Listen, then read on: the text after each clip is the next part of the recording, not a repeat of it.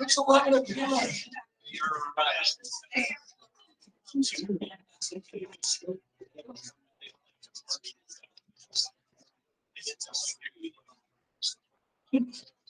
Really, we're having an office meeting. Jeez. The bad time when you go, I need coffee, and then you look at your cup and it's already there. Okay, cool.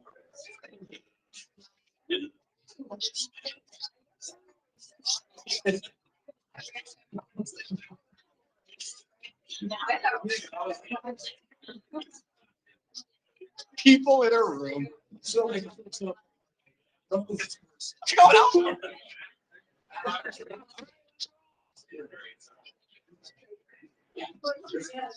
I know.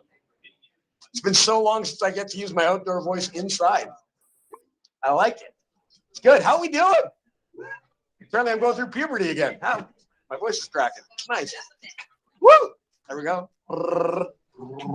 Whatever. This is exciting. Food, barbecue. So I smoked 3 pork butts or shoulders. If you're offended by butts, same thing. Same thing. I don't know how a shoulder on a pig. It's the same thing as a butt on a pig, but anyway. So so this pulled pork is going to be burgers. But the most exciting thing is the information you're about to receive. Woo! Cool, eh? Just got back from Texas. Everybody was licking everybody. Half of Ontario came back with COVID, apparently. We dodged it. So good. It was so freaking awesome to be in a room full of people. 4,000 people licking each other, hugging each other, doing all the weird things we used to do. So here's today. We're going to talk about some stats. We're going to have a top agent panel. Mr. Danny Garrett and Kelly Fry if she shows up. Otherwise, Mike Huber is going to be on it. Just joking. I don't know. Whatever. We'll find. We'll pull Krista. Krista's terrified I'm going to pull her up onto the panel. I already said no. It's true you did. But you're on a listing presentation class next week. And that's exciting stuff. James McBride as I live and breathe. All right. We just got cool. All right, cool. I'm going to call everybody out individually as you walk in because I haven't seen somebody in like 2 years. We are all going to the bar after this. Just saying. All right. So we have some new agents join us in the last, since the last meeting. So Nicholas, Sherry, Gina Wagstaff. Now I have to tell you that that's not the Gina Wagstaff who you all know. It's a totally different Gina Wagstaff. No, it's the same. Yeah. She apparently wanted it to be a secret, and then I put her name on a slide, so whatever. Riley Jensen, Dylan, Divya, Robin Graham. Get excited when you're actually in the room. Apparently, I'm more excited than you are. That's okay.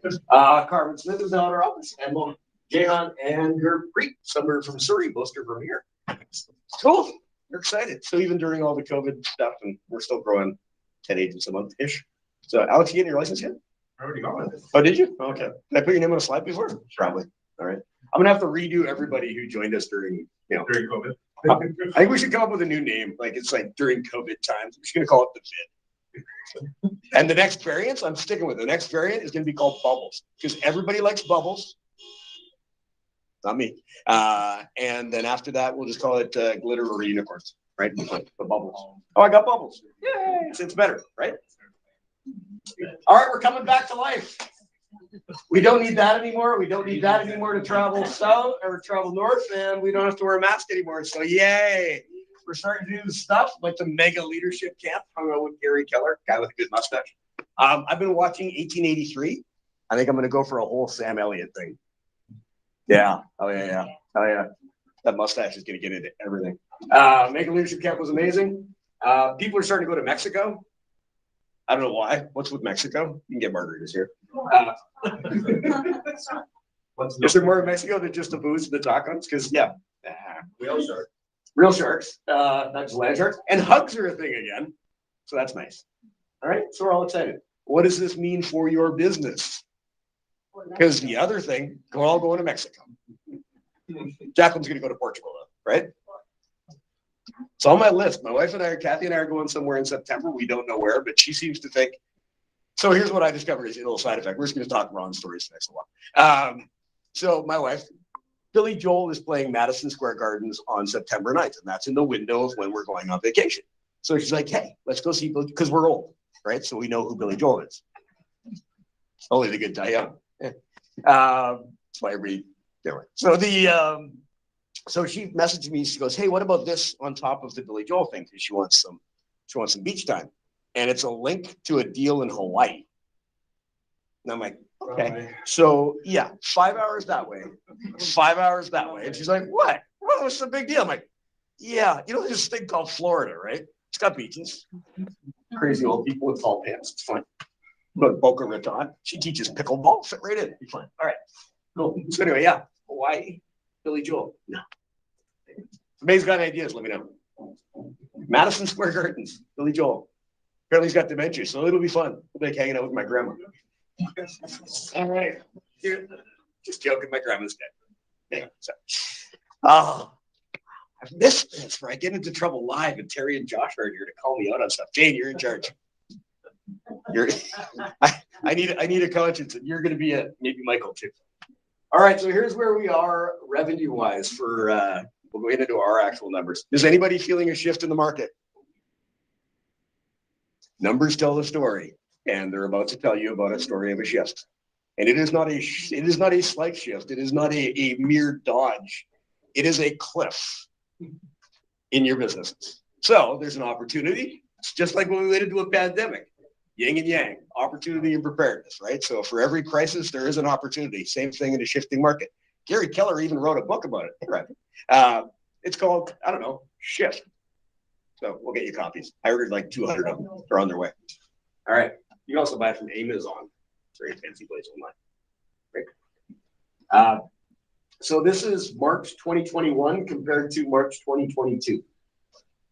What does this slide tell you? Average sale price. And then it didn't. So in the US, they're predicting, a series of rate hikes. They're predicting a series of drops, and we tend to follow the US market, right? So they're wrong. Seriously, I feel like I haven't seen anybody for months. Wow. Have y'all met Carol DeBoer live? She's actually here. Carol, you're taller in real life.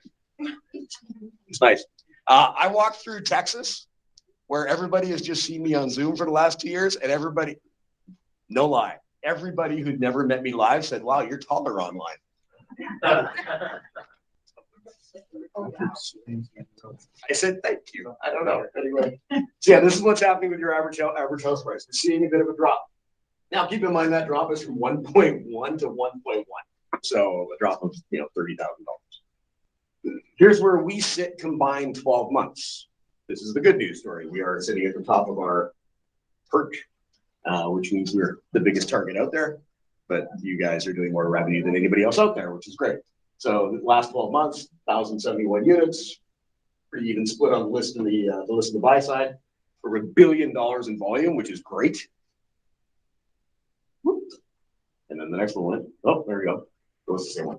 And this is year to date. So 282 units compared to Royal LePage. The next one, 178.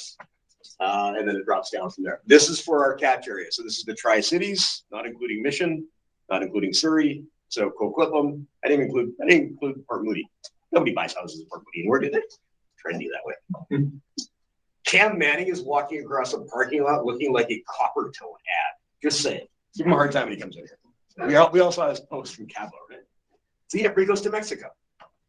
All right. So that's where we sit. So we're doing okay.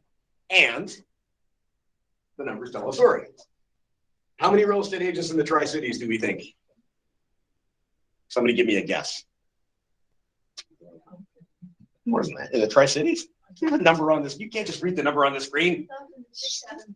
No, these are just the ones who did a deal. So probably about 7,000. I like 7,000 better because there's no way that everybody did a transaction, right? So out of the 2,000 agents that did a transaction, at least one transaction, more than half of them did one, right? This is year to date. So there is an opportunity for you to go out there and take revenue, to take additional market share. And that's the beauty of a shifting market, because some people will bury their head in the sand and some people will go out and take market share. We much prefer it when we take market share. Here's where we sit on the agent, the productivity. Productivity by units, we're number one in volume, so it makes sense that our productivity follows suit. Same thing on the volume. Now, when we get into market share as a percentage of sold versus asked, it's still pretty tight. So, the fact that there's a couple ahead of us, it's still 104% versus 105%. So you're still getting well above ask. Are you still experiencing that out there? Yeah. James is nodding his head. Cool. I like it. And then we talk about days on market, ranging from 13.7 to 19.8. So still way less, right? And anybody still in multiple offers scenarios? Is it a right property thing or is it It's a property specific. Okay. Or pricing. Or pricing. Yeah. Is anybody still using the eBay deal of started at 99 cents and go up from there? Or are we pricing things right now? So, all good. All right. So we're starting to see a bit of a leveling. The more concerning issue is the available inventory and the price point, right? Canada looks like it's going to follow. Craig Woodward's not here today, but following suit with a series of rate increases, right? It'll be interesting to see how that impacts the buying power. And if inventory goes up, then inventory goes up. Hello, sir. How's it going? All right, so here's the real story. We have lived in a world where there's been a lot of green on this slide for the last 3 years. So I have a pile of Kleenex beside my laptop as I'm putting this together, and they're all, I use black instead of red because red's just, evil. So please note the shift, live and in person. Our agent count is up. Our closed units are down year over year, 43%. Closed volume down 25%. Listings taken down 42%. Listings taken volume down 17%. Listings sold down 50%. Listings sold volume down 28%. Contracts written down 50%. Contracts written volume down 35%. And closed gross commission income up 28%. Owner profit and profit share are pretty much flat. Average sell price for the first time in the history of our office has crossed $1 million. Whee! Quote Gary Keller. So yeah, last year at this time it was $768,000. It's now just north of $1 million. Wow. So what does that say to your clients? What's your available buying power? If you're a first-time home buyer, are you getting into this market? I don't know, we'll find out. Right? Here's the concern: is anybody out there feeling really good with their bank account right now? Like, hey, I'm making some money, I'm cashing checks, it's all good. Because that's the work you did 3-6 months ago, right? Now these are the numbers that indicate that we are shifting hard. So you need to make sure that your lead generation is up. You need to make sure that you're talking to your clients continually, because if you're not, Krista is. Like all the time. It's true. That joke felt like a lead balloon. Yeah. Wow. Here. Yeah, try another one. That's why Gina got her license. All right. That's better. You have to laugh at all the jokes. It's the way it works. So what does this tell you? What do you need to focus on? I just told you need to focus on, but how are you going to shift your day-to-day activity to ride the wave of the shift? And we don't know how long this one's going to last. The last one lasted about a month and a half, by the way. This one's probably going to be longer. So what activities do you need to focus on to make sure that you get through this with revenue in your bank account and your family still wants to go to Mexico and can go to Mexico? Tell everyone on Instagram that I sold it for $350,000 above ask. You look like the hero. Ladies and gentlemen, Michael. Yeah, telling your story. I think it's educating your clients and potential clients about what the market's saying. Because people still want to buy, right? Yeah. People still want to sell. So what does that look like? And paint the big picture, and that they don't have to wait, right? Right. Yeah, is today a good day? Mike Huber, is today a good day to get into real estate? Is 3 months from now a good day to get into real estate? 3 months ago? It's always a good time to get into real estate, right? There's never a bad answer. Is it a good time to buy a car? No. Exactly. Good luck finding one with the features you want. Are there cars on car lots now? If you are looking for a car, I recommend going to Kia West and talking to Joel Edgar. He's a sharp young individual. He's a general sales manager. Also happens to have the same last name as me and look a lot like me, only better. So, yeah, you just need to get back into making sure that you're keeping in touch with your clients. And if you're not, again, somebody else is. Not Krista. We just know that. So, all right. The good news is the home run awards are going up. So last month we had 53 people on the list. This month we have 60 people on the list. This is the basics of real estate. This is, again, we have 380 agents. We should have 380 agents on this list. So if you're a newer agent, this is what you aspire to. One listing taken, one contract written, and one contract closed.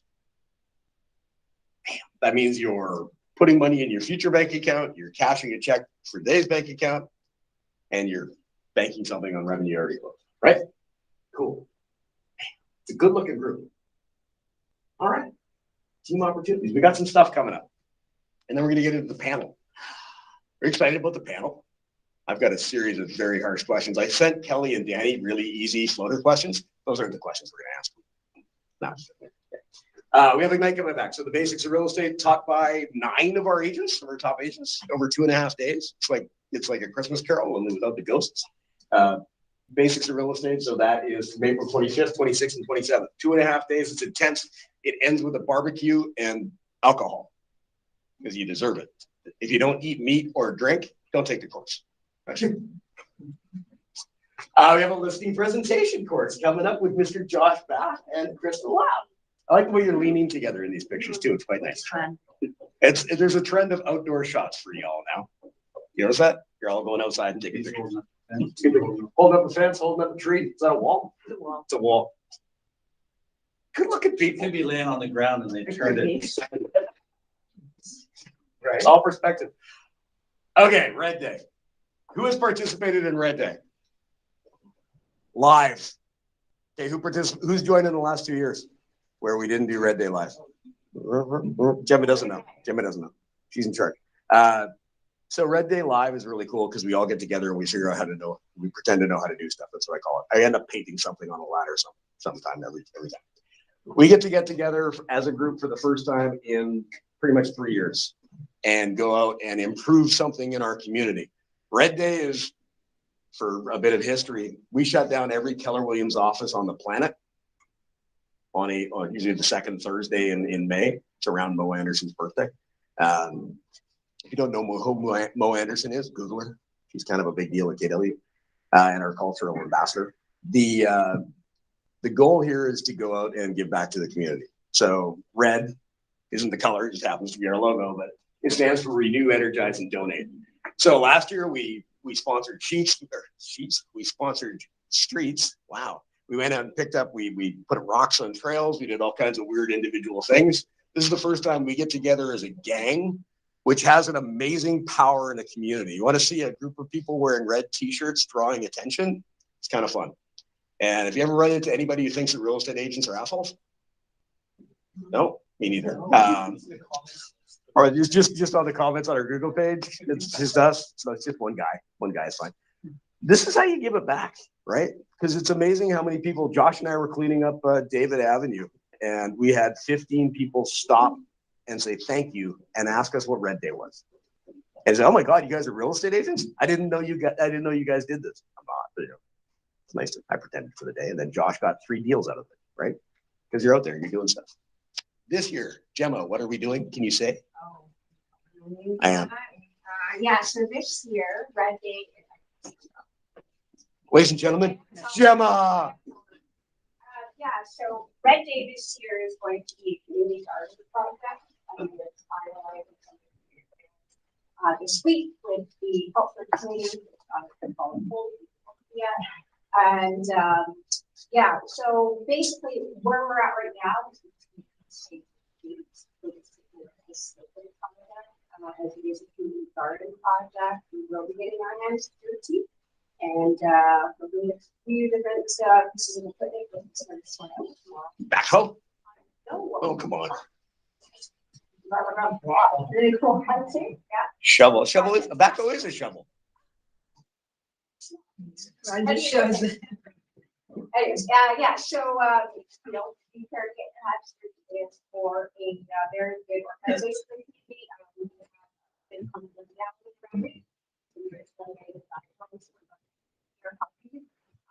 You know, sort of like, yeah, I'll get the project task force going.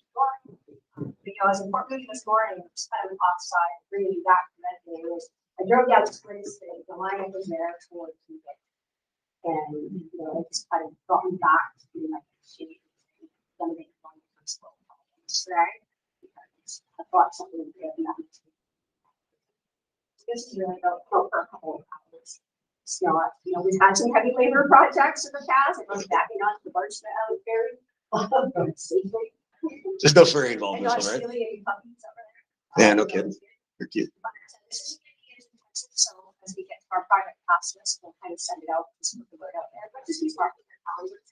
Many times with my work, might be there for a couple of hours, and when we get to power wash, we'll do that. Oh, Yeah. do I have to be good at anything to participate? Gardens, planting gardens. So no. Okay, cool. The Okay.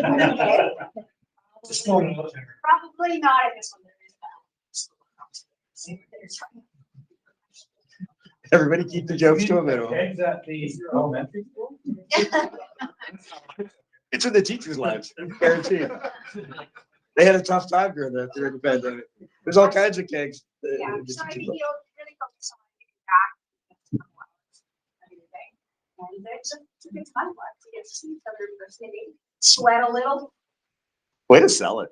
I get to dig, I get to sweat. Wow, but I don't get to operate a backhoe. Go back up. Yeah, it's an amazing opportunity to get together and just do stuff. And there's a thank you very much. There's a cultural coercion, made that up, that goes across KW because everybody's doing the same thing on the same day, different time zone. And it's really amazing. When you talk to somebody, you say, we're shutting down all our offices across the company for a day to go back and get back to the community. People go, what? What? That doesn't make sense. It does. It's pretty cool. So yeah, participate. Put the day in your calendar. May 12th. It's a Thursday. All right. We have Bold coming back. Woo! Live. None of this digital crap. We have Bold. It will be in this room. We will have 96 people in this room. That's our max capacity. Target's actually 63. But we will be in this room. If you have not participated in Bold, now is the best time to take it. If you have participated in Bold, now is the best time to take it. If your business is growing, you should take Bold. If your business is flat, you should take Bold. If your business is not growing, you should take Bold. Just my opinion. Bold's a pretty good deal. So while I was in Texas, I phoned a few. We had this weird cold calling thing. And during Bold is, by the way, an intense lead generation and accountability coaching program. It literally gets you to do the stuff we know that we should be doing every day of the week, but it's formatted. And there's scripts and there's all kinds of wonderful things that you learn. Bottom line is you're sitting in a room with people who are going to hold you accountable to help you make money. When you transact in Bold, we actually give you credits toward your Bold tuition. Your tuition for Bold is $799 for the full Bold. Runs over 7 weeks. The first step to Bold on May 24th is free to attend. And if you are planning on taking the full Bold course, you need to be at first step too, because it actually starts on that day. The schedule they've adjusted, so it runs from 9 to 2:30, so you can pick up the kidlets after school. First day will be 9 to noon, but we should have 200 people jammed in this room because we can, right? For first step. If you know agents out there that are struggling or that you want to work with, get them to Bold. So back to the Texas story. So during one of our afternoons, we were actually picking up the phone and making calls, which you're going to do during Bold as well. So I picked up the phone and called, what's that guy's name in Surrey? Mike Marfori. He's bringing his entire team to Bold, full Bold. He's like, yep, sign me up. I love that freaking course. So if one of the top agents in the entire Lower Mainland is attending and sees value in the course that isn't from his company, what's your excuse when you work here and you live here? Get in the room, get the Bold. Figure it out. No, there's just no compassion whatsoever. Get the Bold. Gail. All right. Gail actually leaned to my office door. She goes, okay, fine, I'll take Bold. Yeah. No, I didn't say that at all. I think you did. That's what I heard. The other, it happens a lot. I do. Ask my wife and my kids. I lie a lot. I like to lie down. So Mega Agent Camp is coming up. That is in August 23rd and 24th in Austin, Texas. Anybody been to Mega Camp before? Kelly Fry, do you love Mega Camp? Is it your favorite event ever? Yes. Why? True. We got to go to Mega Leadership Camp. That's what we were in Round Rock, Texas, just outside Austin for. home of the tornadoes. I get to hang out in the basement. Maybe you saw the post. Hang out in the basement with the president of KW. It's kind of fun. Mega Agent Camp is some of the best networking you're ever going to do. So you've got 2 days of networking with top agents from around the company. I'm going to go basically be Julie, the cruise director. So I'm going to run to every barbecue place I could possibly find. I'm going to rent a minivan, and I will be your host. I'll get a little hat. It'll be fun. Yeah, it'll be good. We're going to go. I want to go to Snow's Barbecue. Just saying. Where's Brad? Sorry, it's out there. Yeah, we'll figure it out. So it's $5.99 in person. You can attend digitally. I will tell you the barbecue is not as good digital as it is live, and neither is the network. So put it in the budget, get there. Again, same rules as bowl. Everybody should attend these courses. There will be 6,000 to 10,000 KW people. And if you've never attended a KW event live, it's a different deal. Put all the leadership, there are not enough bars on the planet to host everybody. But Austin's pretty darn close. All right, let's have a panel. Mr. Shepard is not here. He'll be on a later panel. He forgot his daughter is getting married next week, and he has stuff to do. Not joking. He phones me up yesterday. He's like, Ron, I'm going to quote, so I'm allowed to swear. I totally shit the bed. My daughter's getting married next week. And my wife's like, what do you mean you're going to an office meeting? I need you here. And she gave me like a list of the 25 things I haven't done yet. So yeah, it's all good. So we'll be without Mr. Shepard. Krista will be teaching you everything she knows about listing presentations next week. So will you please welcome Kelly Fry and Danny Griffin to the front of the room. Yes, clap louder than that, Ladies and gentlemen, Kelly Fry and Danny Griffin.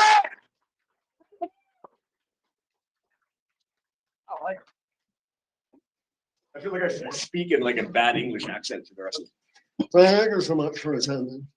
So just we're talking about the U.S. or why we're talking about this. But first, Kelly, can you tell us a bit about your business?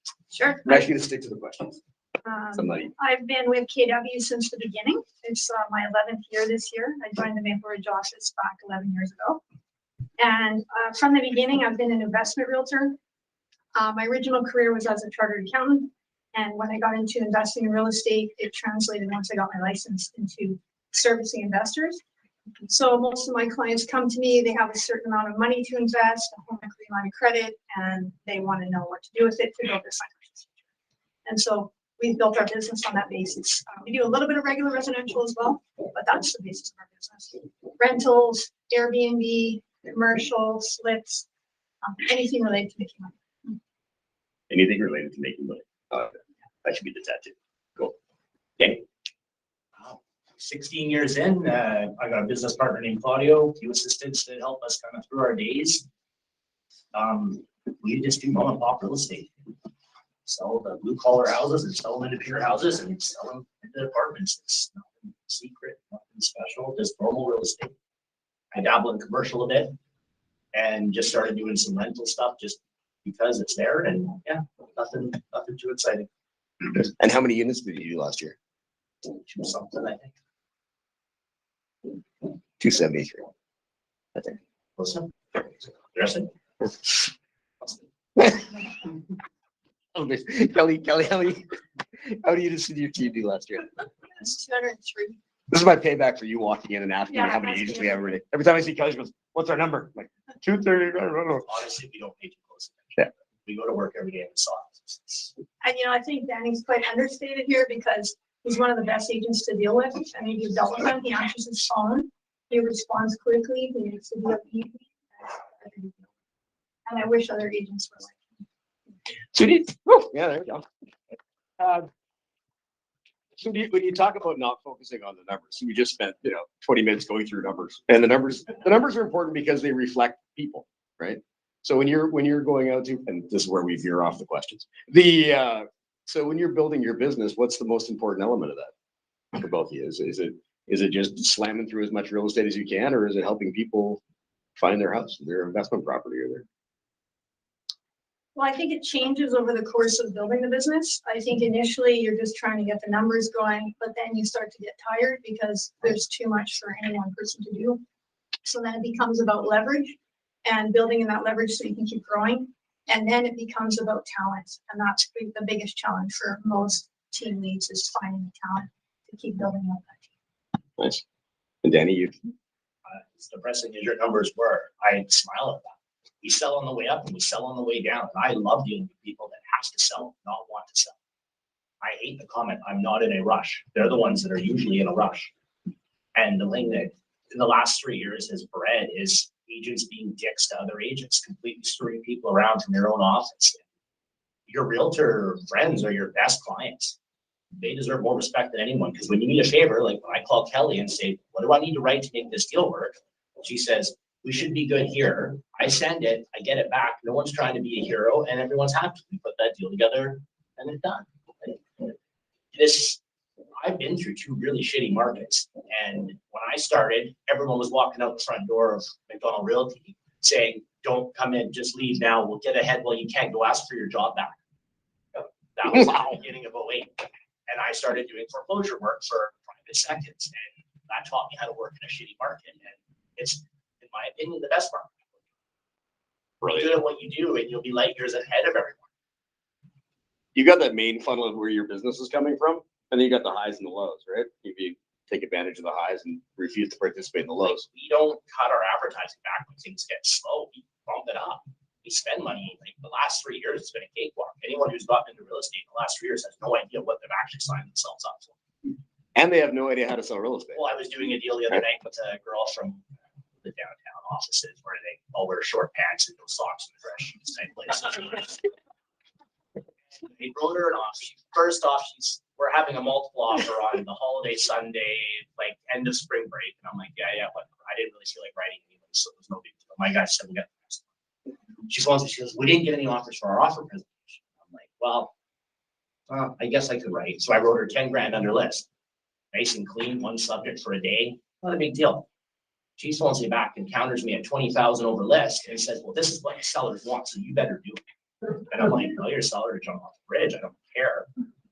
And they ended up doing our deal, but like they just didn't wrap their head around it. I phoned her ahead of time. I said, well, you guys take full price. Oh, yeah, it'll be fine. And then does the exact opposite. That's not how you treat another agent. You asked me to write. I didn't ask you to buy your house. Like you were popped into one of our Ignite classes probably 3-4 years ago now, like pre-COVID, and gave great advice. It was, asked if you could give advice to any new agent, what would it be? And you said you've got 2 types of clients. You got the ones you're going to buy and sell houses for, and you go to the ends of the earth for them. And then you've got other real estate agents that have come before you. And if you treat those people with respect and recognize that they're doing what you want to do and have what you want to have, they can make your life better.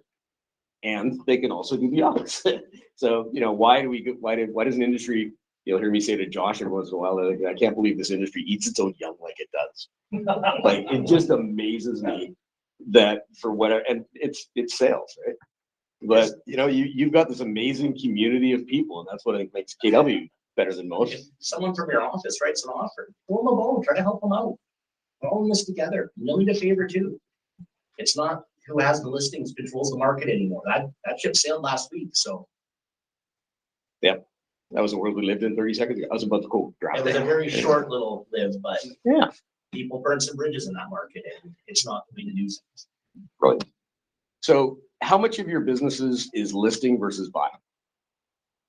Well, mine typically has been predominantly buyers, but about 8 or 9 months ago, my coach told me, like, you're gonna have to switch. And I knew just to pay the bills and to pay my staff that work for me, I had to shift. So typically people come to me with a certain amount of money to invest, and we act as consultants and find my properties. But in this case, I had to go against the grain of my usual self, which is to hold everything as long as you can and sort of think about all the clients who might want to sell, those that maybe had some dogs in their portfolio that would want to unload them. So I started calling clients and asking them to list if it was within their goals. So people wanted to list, it was the optimal time. And I sort of shifted the business towards listings up until probably the last 2 weeks where I started working. Okay. Interesting. So now when you work with a client on the listing side, does that turn into additional revenue for you more so than the buy side? Oh yeah. I mean, I think last year, maybe 35% of our business was listings, but 50% of the GCI came. Interesting. We're 50. Okay. You got to list the last. No one likes listing. Write that down. No one likes listings. They're high maintenance. You gotta call them every week, tell them that their house isn't sold as if they haven't noticed it. It's not always that they call. Especially as we shift from what was craziness where everyone's friend sold in 9 days and for 200,000 over list and they haven't had a showing in a week. You gotta have those tough calls. I've gotten good at them over the last 2 weeks here, and you can go beat 100,000 out of them every week. It's gonna sell. But you also can't reduce a house you don't have listed, so don't be scared to take a listing. Nice. So how do you coach your clients on the changing market? Because they literally, it's 6 weeks ago. You just be honest with them. Honesty is the best policy. You don't tell me lies. You don't have anything you don't have to remember. Pump it up, fluff it up a little bit. Don't tell them the bridge is falling, but hey, you might not get what you want. Interesting. We're doing on one of our listings, vendor take back, which is a creative strategy where we're pulling a second mortgage off a different property just to make the deal go through at the price we need because we don't have any other offers. So it's a little complex, but we're going to see more of these creative transactions in this kind of Okay. So everything's on the table as far as now. Are we back to a market where you're actually getting an inspection? You've got subjects on the offers. Yeah, should The regular real estate. It's pretty normal. You're still getting cash stuff. If you price it ridiculously low, you need to move something. You'll get something close to what it should be. So what is your pricing strategy? I am a firm believer in price it at what they'll accept. If they will not accept it, do not price it there because you look stupid. Especially when an agent calls you out on it. When you bring them an offer 200,000 over and they don't take it, you get called stupid. It frustrates the shit out of me, and I've been honest with that from the word go. Yeah, like last time we had you on a panel, like you said that if you get more than 7 offers, you haven't done it. Yeah, and you said you always get one guy. But then again, I followed the playbook, and I ran that play 2 weeks ago on a house that was worth 1.2 and priced it at $999. But they would accept $999 because they needed it sold that weekend. There was no, it's going to happen on Tuesday. It needed to happen Monday. It needed to be firm, and it needed to be on their dates. And it worked. But there was no way I was raising it up to what they sold it for if they didn't sell. We would have went for a reduction at that point. Right. $999 to $899. Like, it's all in how you present it. They're not willing to accept that price. Why would you spend this money marketing it just to have to raise the price? Like, you look ridiculous. And then the best is when it's been listed for 2 weeks at that price, and you phone to show it, they go, well, they'll only accept 200,000 over list. Yeah, I don't think I'm showing it. You haven't sold there. Why would I give you 200 more? Like, it doesn't work. Nice. And Kelly, what's your pricing strategy during this market? Well, it's changed. Like we watch the market. So when it was, holding offers and it was better to price low, we did. But then as soon as February hit and we started to see a change in the market, we stopped that because it's better to have an offer than, to look stupid. Agree. Sorry, just being honest. Weird. It's the most frustrating part of the job when you're trying to show stuff and you got to play the guessing game on what they'll actually accept. So why focus? So the shifting market that we're going into, and seriously, read the book Shift. Gary Keller's a smart guy, great mustache, kind of smart guy. So going into a shifting market, are you shifting your focus to more listings or more buyers, or still 50-50? Are you going to change anything? We run the same, no matter what the market is. We run the same marketing. We run the same how we do everything. Well, we'll definitely double down on contact with our database. Okay. Because we have to. And that's free, right? Pick up the phone and call people? Yeah, it's free. And then also more client events. We're branching into some more things we haven't done for a while, like home shows. We usually do investor shows. Maybe more video because we have a videographer. With the nature of the market today, we have to be quite active on the videography. Right. How do we feel about open houses? I love them. I built my whole business on them. Yeah. We never stopped. I mean, we were doing the virtual opens. We were doing the Costco style opens, like right through COVID. We never stopped. I had to go do an open 2 weeks ago for a client that was super high maintenance because his house wasn't sold yet because he didn't notice there was no sold sign on it. And it was an 11-1, my absolute most hated open house on the planet. And out throwing my signs up, some guy drives by, spins around. I'm like, oh, I'm going to finally get someone through this open house. No, you can list my house. He goes, you're the only guy doing opens right now. And you must like to work. Can you come list my house? It's 4 doors down. I went and listed it. And then, no, hey, I need a deal on commission. It was a nice lay down. I said, did you interview anyone else? Yeah, someone from downtown. who said it took her a month to get the marketing plan together, and we kind of want it listed now. And I'm like, well, I'll have you up tomorrow. And she was wearing short pants and no socks. So, you know. I don't know if she had no socks on, but she had this crazy idea to move half their stuff into storage. And like, we're talking the freaking Hilton. Like, it's an old 90s basement entry. It's called what it is. Nice. So how do you market your listings? Is it a standardized marketing plan? Me? Yeah. It all depends. Like, we run this, like, we've got a system. Like, we've got too much volume to start kind of one-offing things.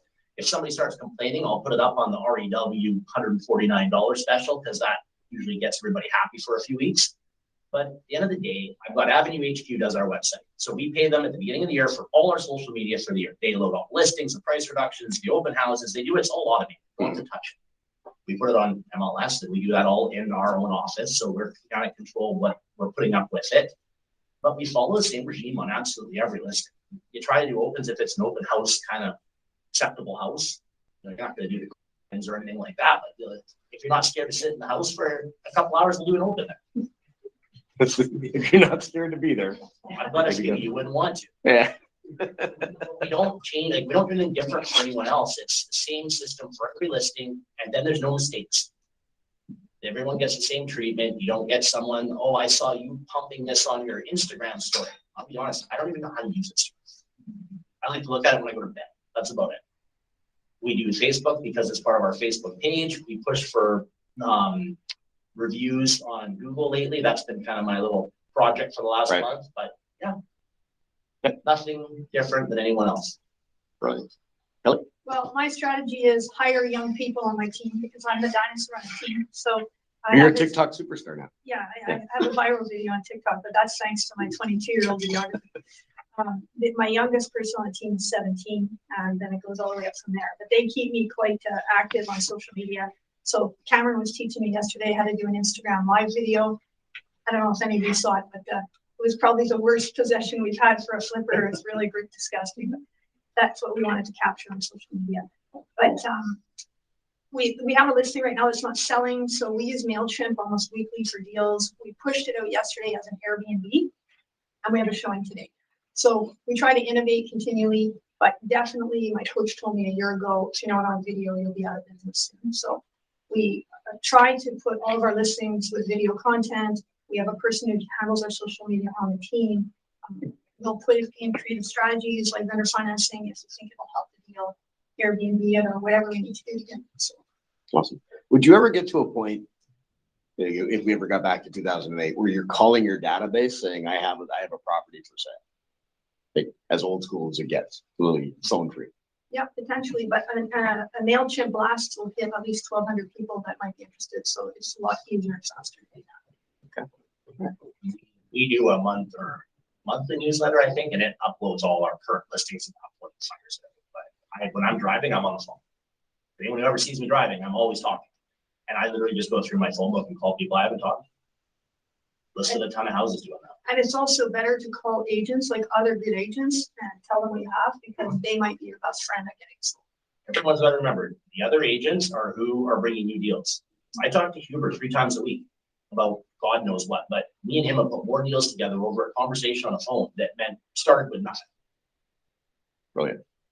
Brilliant. So leads into where do most of your listings come from? In my case, I'd say my database is where most of them come from. Sign calls, like he was talking about, where people see your other listings. And other realtors send me a lot of business too. If they've moved out of the area or gotten out of business, if they have an investor. So on the investment side, because you've built a definite reputation of following on the investment side, is that a niche that you've created? Like you say there's other agents who don't understand that market. Oh yeah, lots from our office actually. Yeah. Brilliant. So find a niche. Danny, where does most of your business come from? Your listings? Completely different than Kelly's. Mine comes out of people I know usually. Yeah. I always believe people do business with their friends. Every weekend I invite random people over for dinner that I haven't seen forever, and I stick them all on the table, and I get a ton of business on it. And my wife thinks I'm insane for it, but I enjoy it.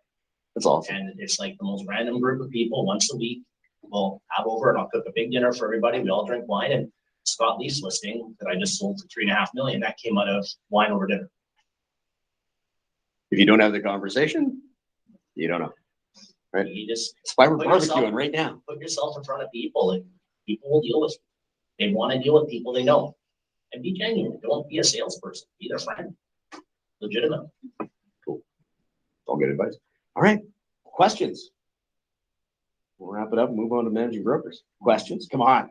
Newbies in the room. I think I learned so much today. If you have a question, I just want to say thank you. This is why you need to go to Mega Camp, by the way. Just keep plugging it. Because this is the networking conversation you're going to have. So personal experience. Our first breakout session in Texas was about how to create a rock star training calendar. We do a pretty good training calendar. And I'm like, are you kidding me? I flew all this way. Thank God there's barbecue and bourbon. I took 3 pages of notes because you're just sharing ideas with people. And some of it's the stuff or you should be doing, but you get a new perspective or a fresh view on something. Go, we used to do that. We used to call our database. I haven't talked to Bob in 3 years, right?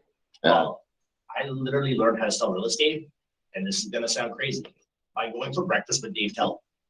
Sold real estate for 40 years, old school guy, and I'd sit at Bobby Sox and have breakfast with him twice a week. And I learned more about selling real estate from that than anything else. Brilliant. So what advice, if you're we have several new agents in the room who are apparently afraid to ask questions. What advice would you give to a brand new agent going into this market right now? I'd say take bold. I've taken it 6 or 7 times. I was a new agent, I think maybe 4 or 6 months into the business. I became Rookie of the Year, guaranteed it's because of both. And some of the things that it taught me, like make sure that you do 20 contacts a day consistently with your sheet, tracking it, and then old 100s where you do 100 in a day. I mean, it's hard not to do business when you talk to that many people. It's not fun. I'm the honest. I've never had a coach. I've never been to a training session. This is probably the closest I've ever been to a training session. Go talk to people that sell real estate. Pick their brain. You know how many people have called me and asked questions? Nobody. I want to have a conversation with anybody. If I just want to call someone who's doing business, ask them how they're doing. That's how I learned, and I'm still here. I remember being in the post-licensing course. The guy sat there with a room like this, and he said, "You 3 go stand there, 10 in the back corner, and the rest over here." Everyone did. We're all standing there, all excited. We got business cards. We're cool now. You're going to fail in a year. You're going to fail in 5. You might make it 10. Very humbling. Very true. Because there's literally 5 of us from our post-licensing class that are still in the business. Ashley Smith, who was board president. Russ McNabb. Yep. He was in there with me. Nice. Sam Otter, who's out in Fraser Valley. She does good business, but everyone else is gone. So if you don't pick up the phone and figure this thing out, it'll eat you alive, especially as we head into this market, because the expenses will kill you.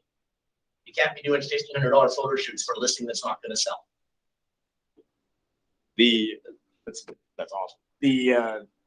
Really, we spent a lot of time talking about in Texas was the 30-30-40 economic model for Keller Williams. 30% cost of sales, 30% marketing expense, 40% profitability. And during this market, that becomes extremely critical. So you're spending 60% on your marketing and you're not putting money in the bank. Maybe it's time to In 08, we did our own photos. There wasn't photographers running around. And that was when the market was garbage. You'd be if you had an iPhone, you were lucky. But if you have like an old digital camera, you do your own photos. A listing costed you $38 to put up with the title search.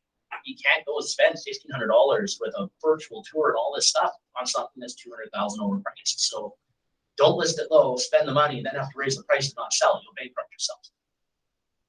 Awesome. Any questions? Going once? Going twice? Oh, there we go. I have a question for you, Kelly. You talked about the different kind of stages you go through, being a new realtor, and then you're trying to leverage, and then one of the biggest challenges that you're facing is finding talent. Have you put any strategies actually to finding the best talent out there? How are you going about that? Well, we do a lot of advertising, and we use a system that Keller Williams has called the KPA, the Keller Personality Assessment.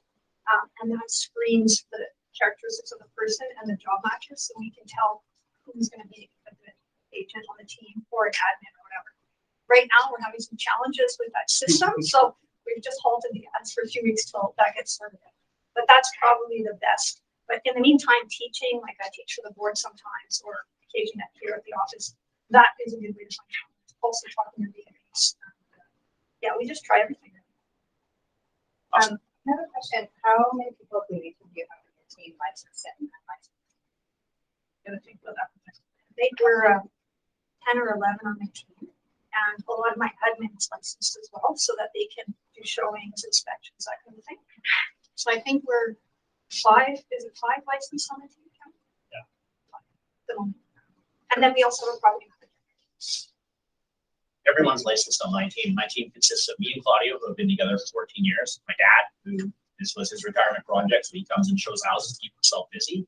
My wife, who's my admin, and I just recently got a new assistant that was actually fired from another team in town that I quite like. He showed up to work every day. That's all I needed from him. The rest I can teach him. Right. 273 units left. But we did that with the 4 of us. Spence was new to us. Jacqueline? I would go more of a say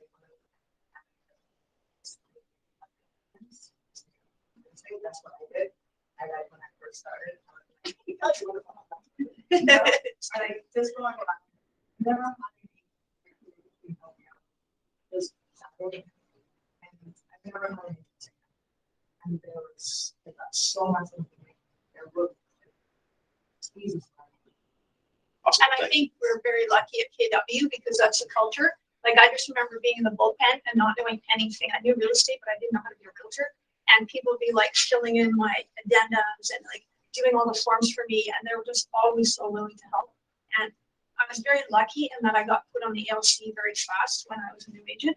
So I had Josh Bass and Matt Bastion and Shannon Kelly. So every time I had a problem, I just pick up the phone and call them. And that was like a game changer. Anyone's willing to help someone. Like it doesn't matter what time. If someone phones me, I'll give them my opinion, how I would deal with it. It might not always be the right opinion, but I'll tell you how I would deal with it. Yeah, your comment of how many people call you and ask you for advice, and it's nobody. I shouldn't say nobody. Brian does here and there. Maybe I'm shafting. Like, that's crazy because you actually answer your phone. So you're like the perfect person to call. The thing should say, pick me up by pay. Like, there's absolutely no reason to not answer your phone. You cannot be in business when the voicemail. And my absolute favorite, is when you call somebody and they text you right back and you know they're not doing anything important. They'll have an hour text conversation, but they will not pick up the phone. Boils my blood. I just made a note to not do that to Danny anymore. Danny calls, don't answer with playing in the car. That Actually, with my next car. is a true call. I agree with you, Danny. Like, if you're not answering your damn phone, stop this nonsense for texting when you're trying to put a deal together. Stop it. Text these. Pick the phone up and call the realtor and have a conversation. Because if they don't know you and like you, know who you are, your offer gets lost in the shuffle.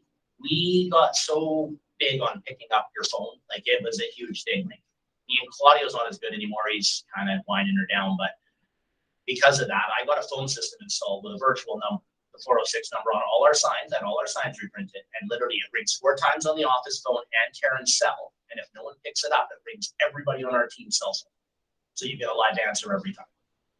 They may not have the answer for it, but they'll say, "Hey, we got it. We're on it. We'll call you back." Like that's all you need is a live answer. I picked up more listings picking up my phone than anything else I've ever done. Newspaper ads from the old days or any of that. Picking up your phone is what will get you business. Right. Even if you pick it up, "Hey, sorry, tied up. I'll call you right back."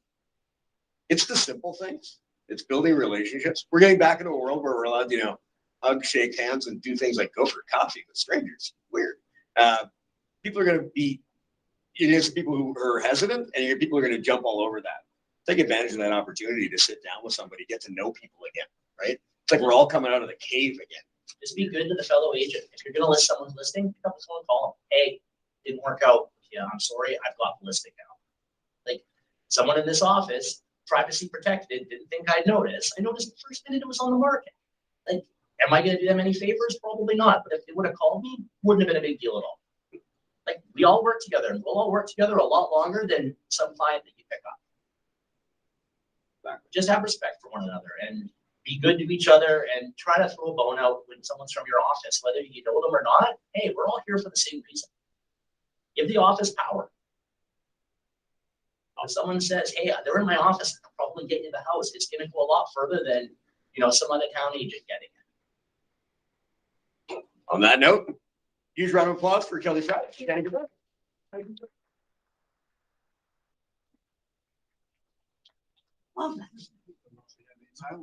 Sure we do. They're still cooking. I'm watching. I did the pork. It just has to be warmed up. It's all fine. So it is. All right. Yeah. Managing broker time, otherwise known as the guilt hour. The Guild Tower? I don't know. Some of the stuff I've seen lately. I wonder. Is it? Yeah. How are we doing? We're okay. If you guys as agents decide that you want to sell or buy real estate yourself, and even if you don't facilitate it yourself and hire another agent, you still need to do something called a disclosure of interest in trade. Because we're dealing with one of those right now, and our agent didn't tell them that they were a realtor. Oops. Yeah, so we're working our way through that right now. We did talk about this maybe a year and a half ago. If you're going to take a listing out of area, you need to go there. You need to go there and see what you're selling. You can't just do it virtually. And then now a year and a half later, well, I dealt with a complaint after it closed, and then now we're getting sued. Had a heat pump. Didn't work. Furnace wasn't working either, so our agents facilitated a repair to the furnace and had the guy take the heat pump away. So now we're getting sued for heat pump. If you're going to list out an area, first of all, if you don't know the area and you don't know anything about the area, refer. If you do know something about the area and are going to list, you need to go there and physically walk the property. You can't list something. Good advice. Yeah, another one I guess that's happening still is people not getting their education done in time. We talked about it last month. We're talking about it again. Where's Carla? And I've even had some agents say, well, you gave us our number count today, that it's the office responsibility to let people know what they haven't done. Yeah, the answer to that's no. You're a real estate professional. I'm not going to make eye contact with anybody. I'm just going to look at the ceiling. You're a real estate professional. It's up to you. You start getting emails from the board and BCFSA 6 months before your license expires. And if you have, so here's the deal: if you have our office, BCFSA, and the real estate board that you're associated with sent automatically to the spam folder, undo that. You need to get that information because those are the three areas. And yeah, we know you get a crap load of emails from KW. But from our office, it's probably critical information regarding a deal, a transaction, or your licensing. Carla will start sending you messages ad nauseum. It's pretty fun. That's usually why you put us into your spam folder, because we send you too many emails to remind you to do your stuff. Yeah, it happens. Yeah, don't be that person. You'd be surprised. It's a lot of people. And it's a good education, right? And everyone knows they need their 18 board credits, right? And then there's requirements with BCFSA as well. You've got your legal update. And they haven't hit us with a new course yet, but I would imagine they will soon.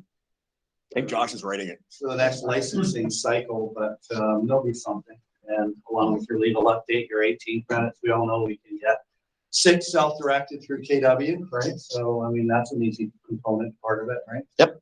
As well. For anybody taking Ignite, it counts. Yeah. Cool. Last thing, if you're going to phone me or one of the other managing brokers for advice and you don't like what you hear, reach out to another one. Don't just go with what you want to do.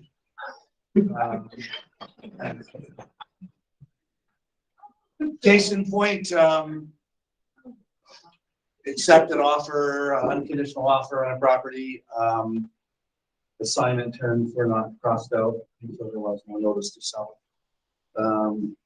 Reached out, wanted to change some of the parties to the contract and remove others. I gave them advice on how to do it, how to add, and then what to remove and do it by way of addendum. And they went ahead and assigned the contract to somebody else without the seller's permission. And the seller will not allow it to happen. So, another big mess. And I gave advice, and like I say, if they don't like what I have to say, then reach out to Carol or reach out to Pat or somebody else, and maybe then we can have a conversation, right, Carol? We'll all say the same thing. You know, Yeah, hopefully you all get the same story. I mean, that's the one that kind of rubs me the worst. They reach out for advice, you give it to them, and then they do these the opposite. It's rather frustrating. You just want to dash your head into the wall, you know? Can I not do that with my doctor either? It's like, I don't believe it. Carol, anything to add in? Assignments. I don't, how many times I get them and you don't have the original copy. And I would say, what, 90% of the time, that copy's not even assigned. That we're getting. And then you're spending all that time writing a contract that you can't even assign. Because the original contract is not even complete. Awesome. And you do have to have a conversation with the listing agent if you're a buyer's agent and want to write on the side. Because you're not going to magically be able to make those numbers appear on your contract without a conversation. Nobody wants to talk to anybody in this business anymore. We want to do everything by text message or by email. And I think Danny, you hit that on the head. You need to talk to them. Pick up your phone. Pick up your phone. So moving into a more challenging market, are people going to get smarter? No, I love, He says sarcastically. I've always loved these markets. I've always loved the down market. this is the best market to make money. It's the best market. If you're a new agent, this is a great market to learn. You know, if you can make it through this market, you can make, I'm serious, you can make it through any market. I mean, there's no point in starting right. I mean, you just kind of have to start when you start. I mean, if you're riding the highway, You need to know how to reduce it on. yeah, you need to know how to be able to function in this changing market. And, I did well in 08. That was the best year I had no issues in 08. Yeah, so I mean, I've seen many late 90s markets that were challenging and did well. The veterans in the room, that means you've been licensed for more than 3 minutes. How many of you started or thrived in a down market? Everybody who's still here, right? Now, how many people aren't in the room still? It's that 70% of the room that was on the other side when Danny went through his I license. was 65 Eds in 08 in my first year. There's no secret to it. Picked up the phone, but it was a great year. Everyone else was jumping ship. Diana Kukoska, who wrote the Bold program, she's retired. She was head of maps coaching. She's like, her story is, and you'll hear it during Bold, but she started her real estate career in a market where the offices in the US would only have one female in the office, because that was their maximum. She was a single mom. She hauled her kids around in a red wagon. I wanted to give out a red wagon award for years. And she did 204 listings in a buyer's market her first year. Yeah. She's like, I didn't know. She just didn't know any better. She goes, I just didn't pay attention. Oops. It's kind of cool. All right. Gauge run the market, they go to good market, bad market. I hate that terminology. All markets are good. I love the game of Monopoly. At home, I play with my kids. The rules that you have in your house are very different than the rules I probably play with my kids or somebody else. You just have to understand what the new market is. There's no bad market. Right? My best client when I was new in business fired me with 30 listings. I fired myself because I told him he needed to reduce all the prices. The prices were going down. So you're absolutely right, taking it off. I thought I was going to do it. And I went home on the time and right, what the hell did I do? And then a year later, Rosanna from on, we listed all 30 with me for $100,000 more and sold them. You just have to know what the market's doing. There's not a time. Yeah. Right? There's people who need to sell. Kelly said, that's people who need to sell. Get ahead of the curve. Basically, going down. That's not a bad market. That just means investors make sense off the field. The price of one up, people ain't get to retire 2 years ago. You just have to know your market. Right. There's no bad market. Brilliant. And that's the difference between treating this as a business and treating this as a quote somebody else, hobby, right? All right. Awesome. Any other game? Oh yeah. Seabirds. Please. Professional conduct committee. I think we had 67 cases this last week. What we have here is a failure to communicate. That is the biggest problem in this industry.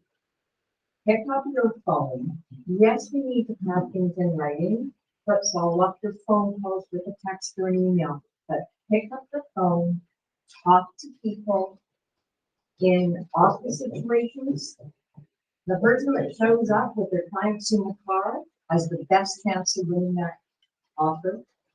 So push to be able to present in person. These people that automatically say everything has to be emailed in are making it difficult to actually, when this is a negotiating, how do you negotiate and you can't show up?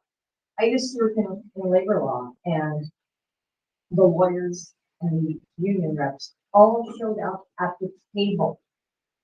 So stop this business of, your office. There's no COVID issues there. Yeah, it's a little more complicated, but you've got a better handle on which deal is actually going to come together. Because you get to talk to people in person. What is the percentage that is body language? Somebody knows the answer to that. I don't. 83.6. Communication. Just made that up, but it sounds. But communication is key. Pick up the phone and make sure that the understanding is clear. I can't stress that enough. Because for the case we opened, they didn't talk to each other. That person didn't seem to know that person what was going on. There's rules around it, but we just make a point of always communicating. And the rule is $15,000, $20,000 fine and not on. That's one we had. Oh, great.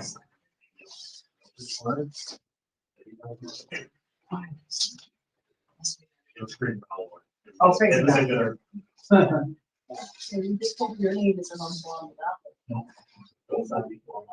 No, never. Only say nice things online. So I'm gonna sum up the entire meeting in a few.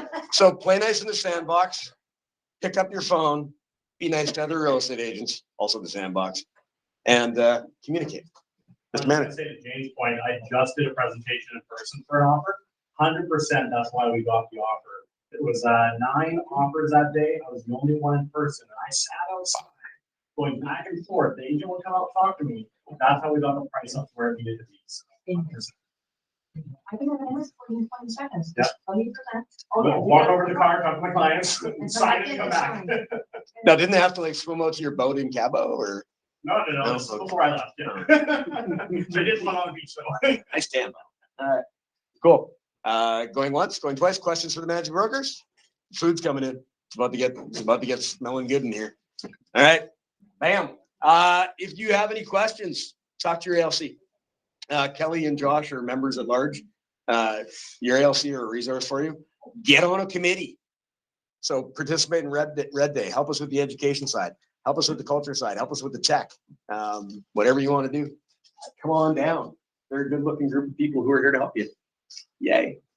I love it when I do that. Any wants and needs? Anybody have any listings?